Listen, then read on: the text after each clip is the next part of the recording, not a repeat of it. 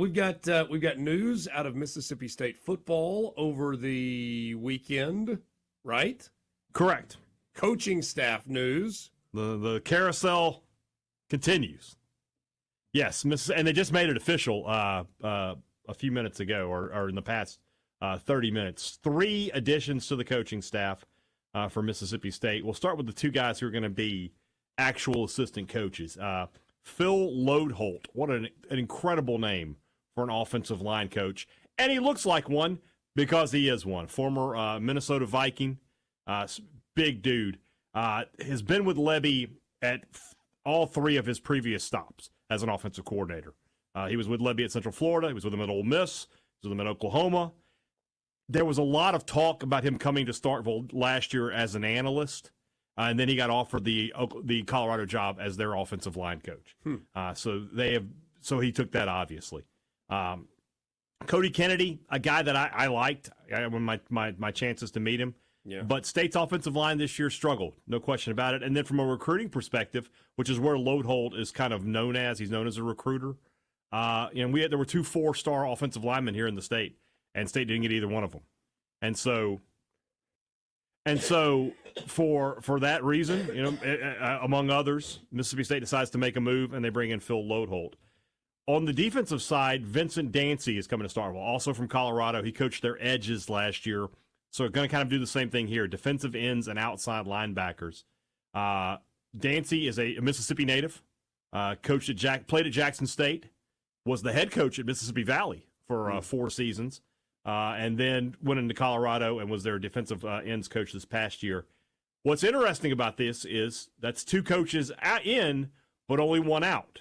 They have not announced any other changes There doesn't appear anybody is leaving, so that doesn't work. The math doesn't work on that. You can only have 10 coaches. So unless you move somebody on staff currently into an analyst, which is a possibility. We'll see if that happens. And then speaking of analysts, but before you do the analyst thing, yeah. I just had one thought on the 2 coaches coming from Colorado. I know that Colorado is not coming off of its best offensive line performance. They were greatly improved year over year up front. They still gave up a bunch of sacks. Mm-hmm. Here's what stands out to me.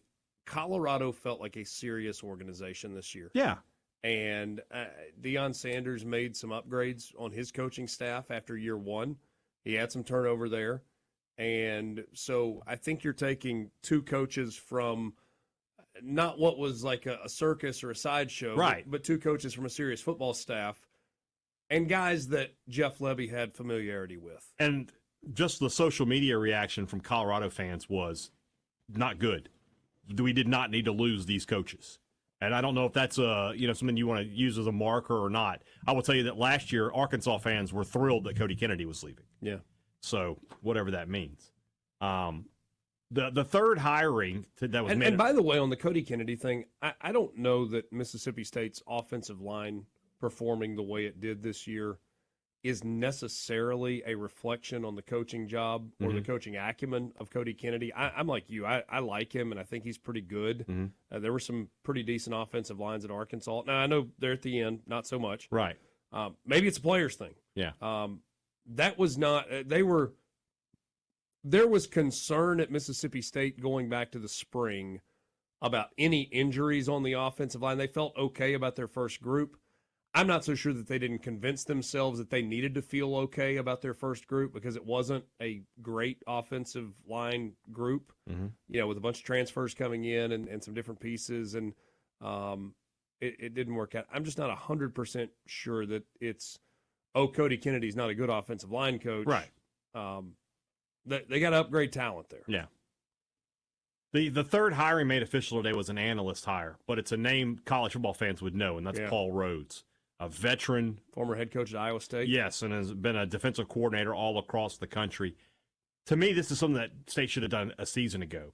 When you have a first-time defensive coordinator, like you did in Coleman Hutzler, bringing in a veteran guy to let him bounce ideas off of doesn't ever seem like a bad idea. Not that Pete Golding isn't a veteran defensive coordinator, but having Arnett sitting there by him all season long, I felt like that was just 2 peas in a pod. 2 guys just bouncing ideas off each other, and look what happened. Ole Miss was one of the best defensive teams in the country. I think State benefits greatly from having a veteran voice like this on the staff. So Those are the three hires made official. I'll be interested to see what State does as far as moving some pieces around. Because one of the new rules in the NCAA is analysts can coach on the field now. That used to be where they weren't allowed to be on the field coaching. Now they are. So if you were talking about this guy's coaching defensive ends and outside linebackers, okay. So you're telling me that they're saying that David Turner is going to coach interior defensive linemen. Okay, at State, if you're running a 3-3-5, that's one guy. That's a nose tackle, right? Everybody else is outside. So that feels like a situation where maybe is David Turner going to become an analyst but still coach on the defensive line? I don't know the answer to that. It's just speculation. It's worth speculating that if you look at the portal guy State has brought in, and you look at, you're going to have a defensive ends and then an interior line. You can't have an interior lineman coach if it's just one position. You don't have an assistant coach who just coaches four guys. So does State go to a four-man front is what I'm thinking.